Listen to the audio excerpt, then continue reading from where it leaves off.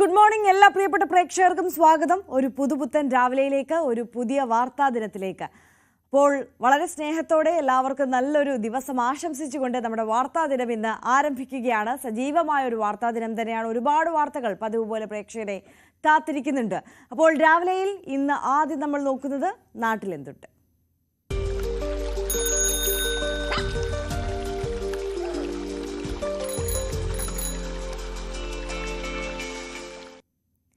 കനത്ത മഴയിൽ അപ്പർ കുട്ടനാട് മേഖലയിൽ വൻ കൃഷിനാശമാണ്. കുറ്റൂർ, നെടുമ്പ്രം, പെരിങ്ങറ, നിരണം, കടപ്ര പഞ്ചായത്തുകളിലാണ് കൂടുതൽ നാശം. 3 കോടിയിലധികം രൂപയുടെ നഷ്ടം സംഭവിച്ചെന്നാണ് പ്രാഥമിക വിലയിരുത്തൽ. ഏപ്രിൽ 1 മുതൽ ജൂൺ 3 വരെയുള്ള കണക്കനുസരിച്ച് 117.63 ഹെക്ടറിലെ കൃഷിയാണ് നശിച്ചത്. നിലവിൽ 3.16 കോടി രൂപയുടെ നാശനഷ്ടമുണ്ടായെന്ന് പ്രാഥമിക കണക്ക്. ഓണവിപണി ലക്ഷ്യമാക്കി കൃഷി ചെയ്ത വാഴ, മരച്ചീനി എന്നിവയെല്ലാം നശിച്ചു. 30,000-ഓളം ഏത്തവാഴകളാണ് ശക്തമായ കാറ്റിലും മഴയിലും നശിച്ചത്. കഴിഞ്ഞ ഈ മെയ് മാസത്തിലുണ്ടായ അതിശക്തമായ കാറ്റിലും മഴയിലും ചേർന്ന് വെള്ളപ്പൊക്കത്തിലും വാഴകൾ പൂർണ്ണമായിട്ടും നശിച്ച അവസ്ഥയിലാണ്. ഏകദേശം ഒരു 6 ലക്ഷം രൂപ 7 ലക്ഷം രൂപയുടെ അധികമായിട്ട് ചെലവ് വരുന്ന ഒരു കൃഷിയാണ് നടത്തിക്കൊണ്ടിരുന്നത്. ആ ലക്ഷ്യം സാക്ഷാത്കരിക്കാത്ത ഒരു സംഭവമാണ് ഇപ്പോൾ അപ്രതീക്ഷിതമായിട്ടുള്ള ഈ മഴയിലും കാലവർഷത്തിലും ഉണ്ടായിക്കൊണ്ട്. അപ്പർ കുട്ടനാട് മേഖലയിലെ കൃഷിയിടങ്ങളിൽ നിന്നും വെള്ളം പൂർണ്ണമായും മാറിയിട്ടില്ല. തിരുവല്ല കൃഷിഭവൻ പരിധിയിൽ 88.57 ലക്ഷം രൂപയുടെയും പെരിങ്ങരയിൽ 73.80 ലക്ഷത്തിന്റെയും നെടുമ്പുറത്ത് 69.52 ലക്ഷം രൂപയുടെയും നാശനഷ്ടമുണ്ടായി. വെള്ളം കയറാൻ സാധ്യതയുള്ള പ്രദേശങ്ങളിൽ സംഭവിക്കുന്ന കൃഷിനാശങ്ങൾക്ക് ഇൻഷുറൻസ് പരിരക്ഷയില്ലെന്ന പരാതിയും കർഷകർക്കുണ്ട്. ന്യൂസ് 18 പത്തനംതിട്ട. ഇടുക്കി വണ്ടൻമേട്ടിൽ കോടികൾ മുടക്കി തുടങ്ങിയ കുടിവെള്ള പദ്ധതി 3 പതിറ്റാണ്ടായിട്ടും പൂർത്തിയായില്ല. പദ്ധതിക്കായി എത്തിച്ച യന്ത്രസാമഗ്രികൾ തുരുമ്പെടുത്ത് നശിച്ചു. ആയിരക്കണക്കിന് കുടുംബങ്ങളിൽ കുടിവെള്ളം എത്തിക്കേണ്ട പദ്ധതിയാണ് എങ്ങും എത്താതെ കാടുകയറി നശിക്കുന്നത്. 1995-ലാണ് വണ്ടൻമേട് പുതുവലിൽ ചെക്ക് ഡാം നിർമ്മിച്ച് മേഖലയിൽ കുടിവെള്ളം എത്തിക്കാൻ പദ്ധതിയൊരുക്കിയത്. ചെക്ക് ഡാമിൽ നിന്ന് വെള്ളം പമ്പ് ചെയ്ത് 2 കിലോമീറ്റർ അകലെ നിർമ്മിച്ച ശുദ്ധീകരണ യൂണിറ്റിൽ എത്തിച്ച് അവിടെ നിന്ന് വണ്ടൻമേട്, ചക്കുപള്ളം പഞ്ചായത്തുകളിലെ വീടുകളിലേക്ക് കുടിവെള്ളം എത്തിക്കാനായിരുന്നു തീരുമാനം.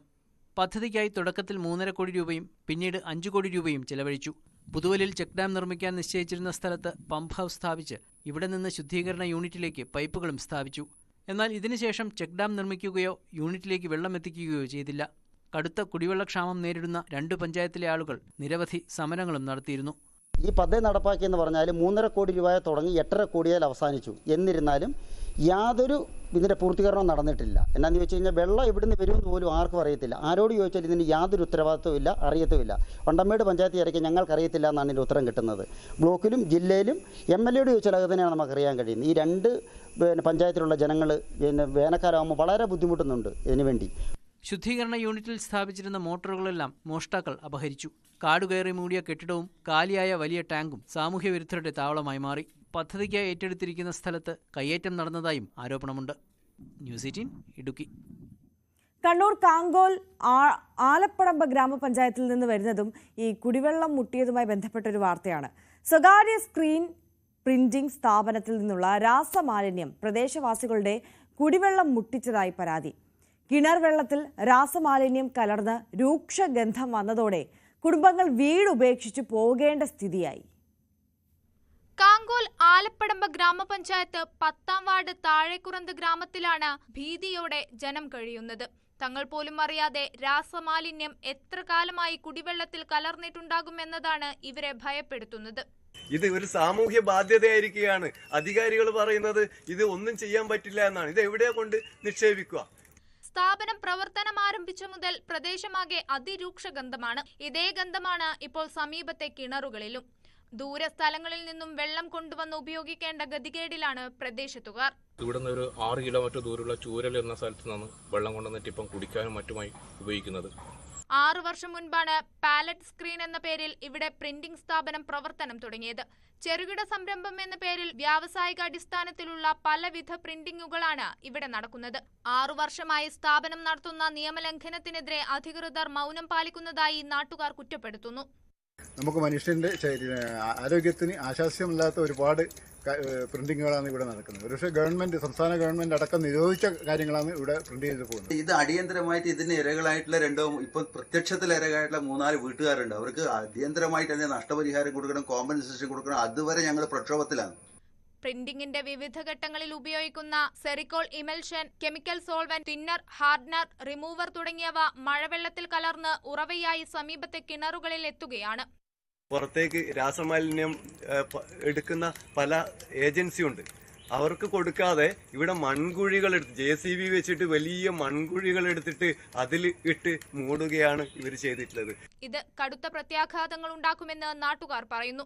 സമീപത്തെ ചില കുടുംബങ്ങൾ സ്വന്തം വീട് ഉപേക്ഷിച്ച് വാടക വീടുകളിലേക്ക് താമസം മാറി. ജില്ലാ ഭരണകൂടവും മനുഷ്യാവകാശ കമ്മീഷനും പ്രശ്നത്തിൽ അടിയന്തരമായി ഇടപെടണമെന്നാണ് നാട്ടുകാർ ആവശ്യപ്പെടുന്നത്. ന്യൂസ് 18 പയ്യന്നൂർ. ജീവൻ കൈപിടിച്ച് സ്വന്തം വീടും സ്ഥലവും ഒക്കെ ഉപേക്ഷിച്ച് അവർ മറ്റ് വാടക വീടുകളിലേക്കൊക്കെ പോകേണ്ടി വരുന്ന ഒരു അവസ്ഥ, അത് എത്രത്തോളം ദുരിതപൂർണമാണല്ലേ. മറുകര താണ്ടാൻ ഓട്ട വീണ വള്ളത്തിന് വേണ്ടി കാത്തു നിൽക്കേണ്ടി വരുന്ന ഒരു ജനതയുടെ ദുരിത ജീവിതത്തെക്കുറിച്ചുള്ള വാർത്തയാണിനി. തിരുവനന്തപുരം അമ്പൂരിക്കടുത്തുള്ള പൂരവിമലയിലെ ആദിവാസി വിഭാഗങ്ങളാണ് രണ്ടറ്റം കൂട്ടിമുട്ടിക്കാൻ ഈ സാഹസിക യാത്രയ്ക്ക് നിർബന്ധിതരാകുന്നത്. ഓട്ടോറിക്ഷ പോകാനുള്ള വലിപ്പത്തിലെങ്കിലും ഒരു പാലം നിർമ്മിച്ചു തരണമെന്നാണ് അധികാരികളോട് ഇവിടുത്തുകാർക്ക് പറയാനുള്ളത്. പച്ചപ്പ് കൊണ്ട് പരവതാനി വിരിച്ച മനോഹരമായ കാഴ്ചകളുള്ള ഒരു സ്ഥലത്താണ് ഞാനിപ്പോൾ നിൽക്കുന്നത്. തിരുവനന്തപുരം അമ്പൂരിക്ക് സമീപമുള്ള മായംകടവിൽ 2 പ്രദേശങ്ങളെ തമ്മിൽ ബന്ധിപ്പിക്കുന്ന ഒരു കടവാണ് മായംകടവ്. അതായത് പൊരുവിമല എന്ന ഒരു സ്ഥലം അപ്പുറത്ത് ഒരു ആദിവാസി കോളനിയാണ്. അവിടെ നിന്ന് അമ്പൂരിയിലേക്ക്, അതായത് ദൈനംദിന ആവശ്യങ്ങൾക്കായി ആളുകൾക്ക് അമ്പൂരിയിലേക്ക് എത്തുന്നത് ഈ കടവിലൂടെയാണ്. ഒരുപക്ഷെ ഈ മനോഹരമായ കാഴ്ചകളൊക്കെ ഇവരുടെ ജീവിതാനുഭവങ്ങൾ കേട്ട് കഴിയുമ്പോൾ വേദനയ്ക്ക് വഴിമാറുന്ന ഒരു സാഹചര്യം ഉണ്ടാകും. ഇപ്പോൾ പ്രത്യേകിച്ച് കാലവർഷം കൂടിയാണ്. ചേച്ചി, ഇവിടുന്ന് പിന്നെ ഒത്തിരി ദൂരമുണ്ടോ? ഇനി 2-3 കിലോമീറ്റർ ഒക്കെ പോയാലേ ഓരോ വീടുകളിലെത്തുള്ളൂ. എത്ര വീട്? എനിക്ക് ഇവിടുന്ന് ഈ വള്ളം കയറി കഴിഞ്ഞ അടുത്താണ്. എത്ര വീടുകളുണ്ട് മുകളിൽ? മുകളിലൊരു ഇപ്പൊ ഒരു 40-50 വീട് ഇവിടെ ഉണ്ട്. 100ഓളം വീടൊക്കെ കാണും. ഉണ്ട്. അപ്പൊ ഈ അവിടെ എന്താണ് നിങ്ങൾ ഇപ്പൊ ഉള്ള ഒരു പ്രശ്നം എന്താണ്? ഇതിന് പകരം പാലം ഉണ്ടാക്കുമെന്ന് പറഞ്ഞു. അത് കുറച്ചധികം സമയം കൂടി എടുക്കുമായിരിക്കും. ഈ മഴ സമയത്ത് നേരിടുന്ന ഒരു വലിയ പ്രതിസന്ധി എന്താണ്? മഴ സമയത്ത് നമുക്ക് ഈ വള്ളമേ ഉള്ളൂ. മഴയായാലും വെറിയായാലും ഏത് സമയത്തും നമുക്ക് ഈ വള്ളം അല്ലാതെ വേറെ ഒരു മാർഗവും ഇല്ല. രാത്രി സമയങ്ങളിൽ ആശുപത്രികളിലോ ഒക്കെ പോണെങ്കിൽ ഈ വള്ളം വിളിച്ച് വള്ളം വന്നതിന് ശേഷമേ ഞങ്ങൾക്ക് അക്കരെ കയറാൻ പറ്റുള്ളൂ. അക്കരയായാലും ഇക്കരയായാലും ഒരു രോഗിയെ കൊണ്ടുപോകണമെങ്കിൽ ഈ വള്ളത്തിൽ കൂടെ പോണം. പിന്നെ അപ്പുറത്തൊരു റോഡുണ്ട്, അതൊന്നും ശരിയായിട്ടില്ല. എപ്പോഴും എല്ലാം ഇടിച്ചു പൊടിച്ചിട്ടിരിക്കുകയാണ്. ബസ്സിന് പോകാൻ സൗകര്യമില്ല. സ്കൂൾ വണ്ടി പോലും ഇവിടെയാണ് വരുന്ന, മായത്ത് വന്നാണ് പോകുന്നത്. ഈ കുട്ടികളുമായിട്ട് കുട്ടികളെല്ലാം ഈ വള്ളത്തിലാണ് പോണത്. പിന്നെ നമുക്കൊരു പ്രൈവറ്റ് ബസ് തന്നിട്ടുണ്ട്, നമുക്കൊരു ഗവൺമെന്റ് ബസ്. ആ ബസ്സിൽ അവിടെയാണ് വന്നുകൊണ്ടിരുന്ന പുരേമല സ്കൂളിന്റെ അവിടെ. ഇപ്പൊ അത് വരാൻ പറ്റില്ല. കുട്ടികളെ ഇവിടെ വന്നാണ് എടുത്തുകൊണ്ട് പോകുന്നത്. മായത്ത് ജൻസെല്ല് വരും. അവിടെ നിന്ന് പിള്ളേർ നടന്നാണ് അവിടെ പോണത്. ഈ കാഴ്ചകൾ എത്ര ദൈന്യമാണ് എന്ന് വ്യക്തമാക്കുന്നത് ഒരുപക്ഷെ ഈ മുല കുടിക്കുന്ന കുട്ടികളുമായി വരെ ഇതുപോലെ സാഹസികമായി വള്ളത്തിൽ മറുകരയിലേക്ക് എത്തേണ്ട വീട്ടമ്മമാരും ഉണ്ട് എന്നതാണ് ഈ സംഭവങ്ങളുടെ ഗൗരവം വർദ്ധിപ്പിക്കുന്നത്. എനിക്കങ്ങനെ വള്ളത്തിൽ കയറി പരിചയമില്ല. പക്ഷേ ഇപ്പോൾ ഇത് കയറാതിരുന്നാൽ ഈ ജനങ്ങൾ അനുഭവിക്കുന്ന ബുദ്ധിമുട്ട് അത് അധികൃതരിലേക്ക് എത്തത്തില്ല. അതുകൊണ്ട് മാത്രമാണ് ഞാനും സാഹസികമായ ഒരു ദൗത്യത്തിന് മുതിരുന്നത്. ഈ കടത്തുകാരൻ അദ്ദേഹം ഏറെ നാളായി ഇവിടെ ഈ പ്രവർത്തനങ്ങൾ, അതായത് ദീർഘവർഷങ്ങളായി ഈ വള്ളം കടത്തിന് നേതൃത്വം നൽകുന്ന ഒരാളാണ്. ചേട്ടാ, എന്താ പേരെന്താണ്? തങ്കപ്പൻ. ഞാൻ 15 വർഷമായി ഇവിടെ കടത്താൻ തുടങ്ങി. 15 വർഷമായി. ഞങ്ങൾ 2 പേരുണ്ട് ഇവിടെ കടത്താൻ. ഒരാൾക്ക് 9,112 രൂപ 15 ദിവസം കടത്തുമ്പം കിട്ടും. അത് മാസം തോറും കിട്ടുന്നില്ല. ഇപ്പോഴും 2 മാസത്തെ ശമ്പളം കിടക്കണം. ഞങ്ങൾക്ക് ഇത് മാത്രമേ മാർഗമുള്ളൂ. അതും എല്ലാം പോയിട്ട് ശമ്പളത്തിന്റെ കാര്യങ്ങളെല്ലാം പോയിട്ട് വള്ളത്തിന് മെയിൻ്റെനൻസ് ചെയ്യണമെന്ന് പറഞ്ഞ് ഞങ്ങളെ ഓഫീസിലും കൊണ്ടു കൊടുത്തു, പഞ്ചായത്തിലും കൊണ്ടു കൊടുത്തു. വെള്ളം വെള്ളം കയറിക്കൊണ്ടിരിക്കുകയാണ്. കല്ലും തുണിയൊക്കെ വെച്ച് അടച്ചു വെച്ചിരിക്കുകയാണ്. അപ്പൊ ഈ ഇത്രയും ബുദ്ധിമുട്ടുകൾ ഉണ്ടായിട്ട് ഇത് മാറ്റി ഒന്ന് പുതിയൊരു വള്ളം കിട്ടുന്നതിനുള്ള നടപടികളൊന്നും ഉണ്ടായിട്ടില്ലേ? ഓക്കെ, അതിനു വേണ്ടിയിട്ടുള്ള ഒരു നടപടി ഇതുവരെ ആയിട്ടില്ല. ഓക്കെ, അപ്പം സമയം വൈകിക്കൊണ്ടിരിക്കുകയാണ്. ഇവിടെ നിന്ന് മറുകരയിലേക്ക് അവർക്ക് പെട്ടെന്ന് എത്തണം. അതിനുശേഷം അവിടെ കാത്തുനിൽക്കുന്ന ആളുകളുമായി തിരികെ വീണ്ടും ഈ കടവിലേക്ക്, മായം കടവിലേക്ക് ആളുകൾക്ക് എത്തേണ്ടതുണ്ട്. അതുകൊണ്ട് അധിക സമയം വള്ളത്തിനകത്ത് ഞങ്ങളും ചെലവഴിക്കുന്നില്ല. നമ്മളോട് ഈ വേദന നിറഞ്ഞ അനുഭവങ്ങളൊക്കെ പങ്കുവെച്ച് ഒരുപാട് പ്രതീക്ഷയോടെ അവർ ഈ സ്ഥലത്ത് നിന്ന് അവരുടെ മറുകരയിലേക്ക് തീർച്ചയായിട്ടും അപ്പോൾ അതാണ് അവരുടെ ഒരു പാലമെങ്കിലും, ഒരു ഓട്ടോറിക്ഷ കടന്നു പോകാൻ കഴിയുന്ന തരത്തിലുള്ള ക്രമീകരണമെങ്കിലും എങ്കിലും ചെയ്തു തരണം എന്നാണ് ആ സാധാരണക്കാരായ ആ ആളുകൾ നമ്മളോട് ആവശ്യപ്പെടുന്നതും. എന്തായാലും ഈ കാലവർഷത്തിന്റെ കെടുതികൾ പല സ്ഥലങ്ങളിൽ നമ്മൾ റിപ്പോർട്ട് ചെയ്തിട്ടുണ്ട്. പക്ഷേ അത് ഏറ്റവും കൂടുതൽ ഭീകരമായി ബാധിക്കുന്നത് ഈ മായംകടവിലുള്ള ഈ സാധാരണക്കാരായ ഈ ആദിവാസി വിഭാഗങ്ങൾ തിങ്ങിപ്പാർക്കുന്ന മറുകരയിലുള്ള ഏതാണ്ട് ഒരു 500ഓളം കുടുംബങ്ങളുണ്ട്. അവിടെ നിന്ന് ഏതാണ്ട് ഒരു 3-4 കിലോമീറ്റർ നടന്നു വേണം അവർക്ക് അവരുടെ വീടുകളിലേക്കൊക്കെ എത്തേണ്ട 500ഓളം കുടുംബങ്ങൾ പല വശത്തായി അവിടെ താമസിക്കുന്നുണ്ട് എന്നാണ് മനസ്സിലാക്കാൻ കഴിയുന്നത്. വികസനത്തിന്റെ പേരിൽ ഒരുപാട് തരത്തിലുള്ള ചർച്ചകളും വാദങ്ങളും പ്രതിവാദങ്ങളും ഒക്കെ മുഴങ്ങിക്കേൾക്കുന്ന ഒരു സ്ഥലത്താണ് ഓട്ട വീണ് വെള്ളം കയറുന്ന ഒരു വള്ളത്തിൽ ഇപ്പോഴും അതൊന്ന് മാറ്റി സ്ഥാപിക്കാനുള്ള നടപടികൾ സ്വീകരിക്കണമെന്ന ഉത്തരവ് പോലും, അല്ലെങ്കിൽ അങ്ങനെ ഒരു നിവേദനം ലഭിച്ചിട്ട് അതിൽ പോലും ഒരു കൃത്യമായ ഇടപെടൽ നടത്താൻ അധികൃതർ തയ്യാറാകാതിരിക്കുന്നത് എന്നതാണ് ഏറ്റവും വേദന നിറഞ്ഞ കാര്യവും. മായംകടവിൽ നിന്ന് ക്യാമറമാൻ അരുണിനൊപ്പം ഡാൻ കുര്യൻ, ന്യൂസ് 18. അടിസ്ഥാന ഗതാഗത സൗകര്യം പോലും ഇല്ലാതെ ഒരു വിഭാഗം ജനത ഇപ്പോഴും നമുക്ക് ചുറ്റുമുണ്ട് എന്ന് അറിയുമ്പോൾ തന്നെ ആശ്ചര്യമാണ്. അതിലേറെ അവരുടെ ഗതികേട് ഓർക്കുമ്പോൾ, കാണുമ്പോൾ നമുക്ക് അത്രത്തോളം ദുഃഖവും വരുന്നുണ്ട്. എത്രയും പെട്ടെന്ന് അവിടെ ഉള്ള പ്രദേശവാസികൾ പറയുന്നത് പോലെ ഒരു ഓട്ടോറിക്ഷ കടന്നു പോകാൻ തക്ക വിധത്തിലുള്ള ഒരു പാലമെങ്കിലും നിർമ്മിച്ചു നൽകണം എന്നുള്ളത് അത് അവരുടെ ആഡംബരത്തിന് വേണ്ടിയിട്ടല്ല, അത്രത്തോളം ഗതികേടിലാണ്. അത്രത്തോളം അത്യാവശ്യമായിട്ടുള്ളൊരു കാര്യമാണ്. പെട്ടെന്നൊരു അസുഖം അവരുടെ കൂട്ടത്തിൽ ആർക്കെങ്കിലും വന്നാൽ ഉണ്ടാകുന്ന ഒരു അവസ്ഥയൊന്ന് ആലോചിച്ചു നോക്കൂ. എത്ര കഷ്ടപ്പെടേണ്ടി വരും. ഇപ്പോൾ ഈ ദൃശ്യങ്ങളിൽ നമ്മൾ കണ്ടതുപോലെ തന്നെ ആ ഓട്ട വീണ വള്ളത്തിൽ വേണം അവർക്ക് മറുകരയിലേക്ക് എത്താൻ എന്നുള്ളതാണ്. പുനലൂർ നഗരസഭയുടെ വാതക ശ്മശാനം അടഞ്ഞു കിടക്കാൻ തുടങ്ങിയിട്ട് മാസങ്ങളാകുന്നു. തകരാറുകൾ പരിഹരിച്ച ശേഷവും ശ്മശാനം തുറന്നു നൽകാൻ അധികൃതർ തയ്യാറാകുന്നില്ല എന്നാണ് ഇവിടുത്തുകാരുടെ പരാതി. അത്യാധുനിക സംവിധാനങ്ങളോടെ 12 വർഷം മുമ്പ് തുടങ്ങിയതാണ് പുനലൂർ നഗരസഭയുടെ വാതക ശ്മശാനം. ഉദ്ഘാടന ശേഷം ഇടയ്ക്ക് പ്രവർത്തനം നിലച്ച് 2018 ആധുനിക സംവിധാനങ്ങളോടുകൂടി നവീകരണ പ്രവർത്തനങ്ങൾ പൂർത്തിയാക്കി. ഏറെ കഴിയും മുമ്പ് ഫർണസുകൾക്ക് തകരാറുകൾ സംഭവിച്ചു. തകരാറുകൾ പരിഹരിക്കുന്നതിനായി 17,10,000 രൂപ ചെലവഴിച്ചു. നവീകരണം പൂർത്തിയാക്കിയതിന് പിന്നാലെ വീണ്ടും പ്രവർത്തനം നിലച്ചു. തകരാർ പരിഹരിക്കാൻ വീണ്ടും 9 ലക്ഷം രൂപ ചെലവഴിച്ചു. ഇത് പൂർത്തിയാക്കിയതിനു ശേഷം മാസങ്ങളായി ശ്മശാനം അടഞ്ഞു തന്നെ കിടക്കുകയാണ്. ഇപ്പോഴും ഉപയോഗയോഗ്യമല്ലാത്ത നിലയിൽ പുനലൂർ നഗരസഭയ്ക്ക് ഒരു കീറാമുട്ടിയായി പ്രതിവർഷം ലക്ഷങ്ങൾ ചെലവഴിക്കണം. അന്ന് AMC വേണം എന്ന് ഞങ്ങൾ ആവശ്യപ്പെട്ടതാണ്. പക്ഷേ അതിനൊന്നും തയ്യാറാകാതെ കാടുചാട്ടിനെ ഏൽപ്പിച്ച് അതിൻ്റെ പേരിൽ കൊള്ള നടത്തുവാനായിരുന്നു നഗരസഭ അന്ന് തീരുമാനിച്ചത്. അത് യാഥാർത്ഥ്യമാണെന്ന് പിന്നീട് തെളിയിക്കപ്പെട്ടെങ്കിൽ ഇപ്പോൾ ഏറ്റവും അവസാനം 4 തവണ പുനരുദ്ധാരണം നടത്തിയിട്ട് പോലും ഈ ആധുനിക ശ്മശാനം പ്രവർത്തിപ്പിക്കാൻ കഴിയാത്ത നാളംകെട്ട നഗരസഭയായി പുനലൂർ നഗരസഭ മാറിയിരിക്കുകയാണ്. അടിക്കടി ഉണ്ടാകുന്ന തകരാറുകൾ പ്രവർത്തനത്തെ സാരമായി ബാധിച്ചു.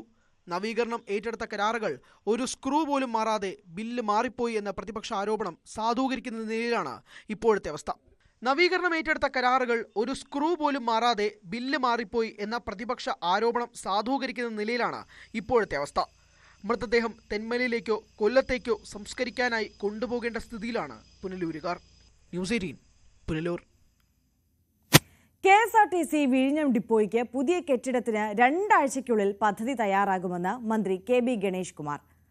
സോമതീരം ആയുർവേദിക് ഹെൽത്ത് ഗ്രൂപ്പിന്റെ CSR ഫണ്ട് ഉപയോഗിച്ച് നവീകരിച്ച പ്രവൃത്തികളുടെ ഉദ്ഘാടനം നിർവഹിച്ച് സംസാരിക്കുകയായിരുന്നു മന്ത്രി. അന്താരാഷ്ട്ര തുറമുഖം യാഥാർത്ഥ്യമായ സാഹചര്യത്തിലാണ് ആധുനിക സൗകര്യങ്ങളോടെ പുതിയ മന്ദിരം നിർമ്മിക്കുന്നത്.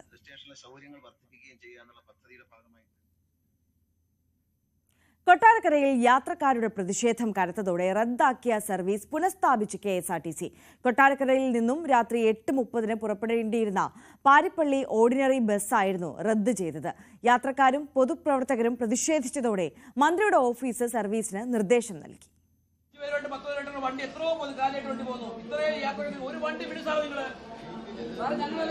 ഞങ്ങൾ വെറുതെ പറയല്ല, ഇതിനൊരു പരിഹാരം ഉണ്ടാക്കി ഞങ്ങൾ അകത്തേക്ക് നിങ്ങളൊന്നും പുറത്തു കൊടുത്തൊന്നുമില്ല.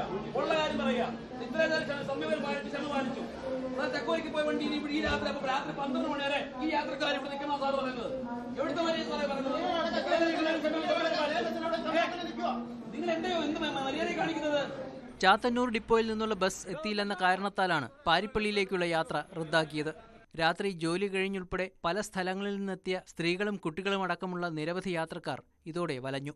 ചെറിയ തുക മാത്രം കയ്യിലുള്ളവർ വീട്ടിലെങ്ങനെ എത്തുമെന്ന ഭീതിയിലായി. ഇവിടുത്തെ ഉദ്യോഗസ്ഥന്മാർക്ക് വീട്ടിൽ അമ്മയും പെങ്ങളും ഒന്നും ഇല്ലെന്ന് ചോദിക്കുന്നത്. ആ സ്ത്രീകളടക്കമുള്ളവർ ചന്തമുക്ക് ജംഗ്ഷനിലും ഇവിടെ ഈ ബസ് സ്റ്റോപ്പുകളിലൊക്കെ ഒരുപാട് തുണിക്കടയിലും ഒക്കെ ജോലി ചെയ്ത് സാധാരണക്കാരായിട്ടുള്ള ഒരുപാട് സ്ത്രീകളടക്കമുള്ളവർ ഈ റോഡിൽ നോക്കിയിരിക്കുകയാണ് ഈ വണ്ടിക്ക് വേണ്ടി. അപ്പോൾ അത്രത്തോളം ജനങ്ങളെ ദ്രോഹിക്കുന്ന ഒരു നിലപാടാണ് ഇവിടുത്തെ ഉദ്യോഗസ്ഥർ സ്വീകരിക്കുന്നത്. ഇത് തക്കതായ മറുപടി BJP നൽകിയിട്ടുണ്ട്. മണിക്കൂറുകൾ കഴിഞ്ഞിട്ടും കൊട്ടാരക്കര ഡിപ്പോ അധികൃതർ അനങ്ങാപ്പാറ നയമാണ് സ്വീകരിച്ചത്. ഇതോടെ പൊതുപ്രവർത്തകർ പ്രതിഷേധവുമായി രംഗത്തെത്തി. എന്നാൽ ബസ് അയക്കാൻ കഴിയില്ല എന്ന നിലപാടിലായിരുന്നു ഡിപ്പോ അധികൃതർ. ഒടുവിൽ പ്രതിഷേധക്കാർ നേരിട്ട് മന്ത്രിയുടെ ഓഫീസുമായി ബന്ധപ്പെടുകയും പോലീസ് സ്ഥലത്തെത്തി ചർച്ച നടത്തുകയും ചെയ്തതോടെ പകരം ബസ് അയക്കാൻ അധികൃതർ തയ്യാറായി. ഏറ്റവും കൂടുതൽ കളക്ഷനുള്ള ചെയിൻ സർവീസുകളാണ് കൊട്ടാരക്കര പാരിപ്പള്ളി റൂട്ടിലുള്ളത്. എന്നാൽ സ്വകാര്യ സർവീസുകളെ സഹായിക്കാൻ ഈ റൂട്ടിലൂടെയുള്ള ഷെഡ്യൂളുകൾ KSRTC പലപ്പോഴും അട്ടിമറിക്കുന്നു എന്ന ആരോപണവും ശക്തമാണ്. ന്യൂസ് 18 കൊട്ടാരക്കര. പട്ടാമ്പി മണ്ഡലത്തിൽ 7 കോടി രൂപ ചെലവിൽ 6 പദ്ധതികൾ നടപ്പാക്കുന്നത്. റോഡുകളും കെട്ടിട നിർമ്മാണങ്ങളുമായാണ് നടത്തുന്നത്. കേരള സദസ്സിൽ സമർപ്പിക്കപ്പെട്ട പദ്ധതികൾക്കാണ് അനുമതി ലഭിച്ചത്. പട്ടാമ്പി മണ്ഡലത്തിൽ യാത്രായോഗ്യമല്ലാത്ത റോഡുകളുടെ അടിയന്തര നവീകരണം, കെട്ടിട നിർമ്മാണം എന്നിവയാണ് നടപ്പാക്കുന്നത്. നവകേരള സദസ്സിൽ സമർപ്പിക്കപ്പെട്ട പദ്ധതികൾക്കാണ് അനുമതി ലഭിച്ചത്. 6 പദ്ധതികൾ നടപ്പാക്കുന്നതിന് 7 കോടി രൂപയ്ക്ക് അനുവാദം ലഭിച്ചു. Koppam Pengattiri road, Nila Kodumunda road, Pokkuppadi health centre Pathuppadi road, Vilavoor sub registrar office, Muthuthala centre Ansar Nagar Vilathur road, Koppam ആശുപത്രിക്ക് മുൻവശം ഡ്രെയിനേജ് എന്നീ പദ്ധതികളാണ് നടപ്പാക്കുന്നത്. പട്ടാമ്പി മണ്ഡലത്തിൽ നമ്മൾ ആവശ്യപ്പെട്ട ഏറ്റവും പ്രധാനപ്പെട്ട പദ്ധതികളിൽ ചിലതിന് ഫണ്ട് ലഭ്യമായിട്ടുണ്ട് എന്ന കാര്യമാണ് അറിയിക്കാനുള്ളത്. നവകേരള ഫണ്ടിൽ ഉൾപ്പെടുത്തിക്കൊണ്ട് 6 പദ്ധതികൾക്കാണ് ഇപ്പോൾ 7 കോടി രൂപയുടെ ഭരണാനുമതി നമുക്ക് ലഭിച്ചിട്ടുള്ളത്. പൊതുമരാമത്ത് വിഭാഗത്തിന്റെയും തദ്ദേശ സ്വയംഭരണ എഞ്ചിനീയറിംഗ് വിഭാഗത്തിന്റെയും മേൽനോട്ടത്തിലാണ് പദ്ധതികൾ നടപ്പിലാക്കുക. ന്യൂസ് 18 പാലക്കാട്. ഇനി മുതൽ പാത്രവുമായി പാഴ്സൽ വാങ്ങാൻ വരുന്നവർക്ക് ഭക്ഷണത്തിന്റെ വിലയിൽ 5% ഇളവ്. Kerala hotel and restaurant association Kayamkulam unit കമ്മിറ്റിയുടെ നേതൃത്വത്തിലാണ് പദ്ധതി നടപ്പിലാക്കുന്നത്. പ്ലാസ്റ്റിക്കിന്റെ ഉപയോഗം തടയുന്നതിന് പ്രദേശത്തെ വ്യാപാരികളാണ് ഇത്തരമൊരു തീരുമാനമെടുത്തത്. പരിസ്ഥിതി ദിനത്തോടനുബന്ധിച്ച് പരിസ്ഥിതി ദിനാചരണവും പദ്ധതിയുടെ ഉദ്ഘാടനവും യൂണിറ്റ് പ്രസിഡന്റ് SK നസീർ നിർവഹിച്ചു. കോതമംഗലം പീസ് വാലിക്ക് ഡയാലിസിസ് മെഷീനുകൾ നൽകിയ അങ്കമാലി ഗ്രേറ്റർ റോട്ടറി ക്ലബ്ബ്. മലേഷ്യയിലെ ഐപ്പോ സെന്റർ റോട്ടറി ക്ലബ്ബും ചിറ്റിലപ്പള്ളി ഫൗണ്ടേഷൻ സഹകരണത്തോടെയുമാണ് 83 ലക്ഷം രൂപ ചെലവിട്ട് പദ്ധതി നടപ്പാക്കുന്നത്. അങ്കമാലി ഗ്രേറ്റർ റോട്ടറി ക്ലബിന്റെ 10ാം വാർഷികത്തോടനുബന്ധിച്ചാണ് പദ്ധതി. 10 ഡയാലിസിസ് മെഷീനുകളും അനുബന്ധ ഉപകരണങ്ങളുമാണ് കൈമാറിയത്. പീസ് വാലിയിൽ നടന്ന ചടങ്ങിൽ Rotary International regional grants officer Gabriela Klein മെഷീനുകൾ കൈമാറി. പരിസ്ഥിതി ദിനത്തിന്റെ ഭാഗമായി ഔഷധ സസ്യങ്ങൾ നട്ട് Kothamangalam taluk legal services committee. Taluk പരിസ്ഥിതി സംരക്ഷണ സമിതിയുടെ പിന്തുണയോടെയാണ് പരിപാടി നടന്നത്. വിവിധ സർക്കാർ സ്കൂൾ വളപ്പുകളിൽ നട്ടുവളർത്താനായാണ് ഔഷധ വൃക്ഷ തൈകൾ വിതരണം ചെയ്യുന്നത്.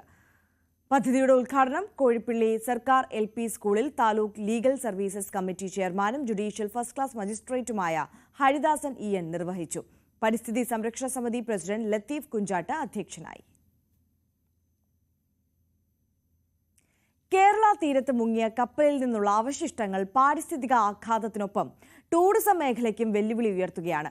വിദേശ സഞ്ചാരികൾ ധാരാളമായി എത്തുന്ന തിരുവനന്തപുരം കോവളം ബീച്ചിൽ പ്ലാസ്റ്റിക് മാലിന്യം നിറഞ്ഞിരിക്കുകയാണ്. മറ്റ് സ്ഥലങ്ങളിൽ നിന്നും മാലിന്യം നീക്കുന്നുണ്ടെങ്കിലും കോവളം ബീച്ചിൽ ഇത്തരം പ്രവൃത്തികൾ ഒന്നും തന്നെ ആരംഭിച്ചിട്ടില്ല. കേരള തീരത്ത് മുങ്ങിയ കപ്പലിൽ നിന്നുള്ള പ്ലാസ്റ്റിക് അവശിഷ്ടങ്ങൾ തെക്കൻ തീരപ്രദേശങ്ങളിൽ സൃഷ്ടിക്കുന്ന പ്രശ്നങ്ങൾ വളരെ ഗുരുതരമാണ്. അവയിൽ ഏറ്റവും പ്രധാനപ്പെട്ട ഒന്നാണ് ഇവ ടൂറിസം മേഖലയിൽ ഉണ്ടാക്കുന്ന പ്രതിസന്ധി. വിദേശ സഞ്ചാരികൾ കൂടുതലായി എത്തുന്ന കോവളം ബീച്ചിലെ കാഴ്ചകൾ നമുക്ക് നോക്കാം. അന്താരാഷ്ട്ര ടൂറിസം മാപ്പിൽ കേരളത്തിന്റെ മുഖമുദ്രയായ കോവളം ബീച്ച് ഇപ്പോൾ കണ്ടെയ്നറിൽ നിന്നുള്ള പ്ലാസ്റ്റിക് ഗ്രാനുകൾ കൊണ്ട് നിറഞ്ഞിരിക്കുകയാണ്. മാലിന്യം മൂടിയതോടെ സഞ്ചാരികൾ ബീച്ചുകളിലേക്ക് എത്തുന്നില്ല. തിരുവനന്തപുരത്തെ മറ്റ് ബീച്ചുകളിൽ നിന്നും മാലിന്യ നീക്കം നടക്കുന്നുണ്ടെങ്കിലും കോവളം ബീച്ചിൽ ഇത്തരത്തിലുള്ള പ്രവർത്തികളൊന്നും തന്നെ ആരംഭിച്ചിട്ടില്ല. ജില്ലയിലെ പ്രധാന വിനോദസഞ്ചാര കേന്ദ്രമായ കോവളത്ത് അടിസ്ഥാന സൗകര്യങ്ങളുടെ അപര്യാപ്തത സഞ്ചാരികളെ കാലങ്ങളായി ബുദ്ധിമുട്ടിലാക്കുന്നുണ്ട്. അതിനൊപ്പമാണ് തീരത്തെ മാലിന്യ പ്രശ്നം. കംപ്ലീറ്റ് വേസ്റ്റാണ്. വേസ്റ്റ് മാലിന്യം കൊണ്ടുവന്ന് കൂട്ടിയിടുകയും ഇപ്പോൾ ഈ പ്ലാസ്റ്റിക് ഈ കപ്പലിൽ നിന്ന് വന്ന സാധനം മാറി മാറ്റാനോ അങ്ങനെ ഒരു കാര്യം ഒന്നും ചെയ്യുന്നില്ല. മൊത്തം ടൂറിസ്റ്റ് വന്നു കഴിഞ്ഞാൽ അവർക്ക് എൻജോയ് ചെയ്യാനായിട്ട് ഒരു ഇതുമില്ല. സർക്കാർ വകുപ്പുകളുടെ ഏകോപനത്തിലെ പാളിച്ചയാണ് പ്രധാനമായും മാലിന്യ നീക്കത്തിലെ പ്രതിസന്ധി. പ്രാദേശിക ടൂറിസം മേഖലയ്ക്കും കണ്ടെയ്നറിൽ നിന്നുള്ള അവശിഷ്ടങ്ങൾ പ്രതിസന്ധി ഉയർത്തുന്നുണ്ട്. നിലവിൽ കടൽ പ്രക്ഷുബ്ധമായതിനാൽ സഞ്ചാരികൾക്ക് ബീച്ചിലേക്ക് ഇറങ്ങുന്നതിന് വിലക്കുണ്ട്. സാരംഗ് സുധാകരൻ, ന്യൂസ് 18, തിരുവനന്തപുരം. ഇപ്പോൾ ഇനിയൊരു ചെറിയ ഇടവേളയാണ്. ഇടവേളയ്ക്ക് ശേഷം ഈ ദിവസത്തെ ഏറ്റവും പ്രധാനപ്പെട്ട വാർത്തകളുമായി വേഗം മടങ്ങിയെത്താം.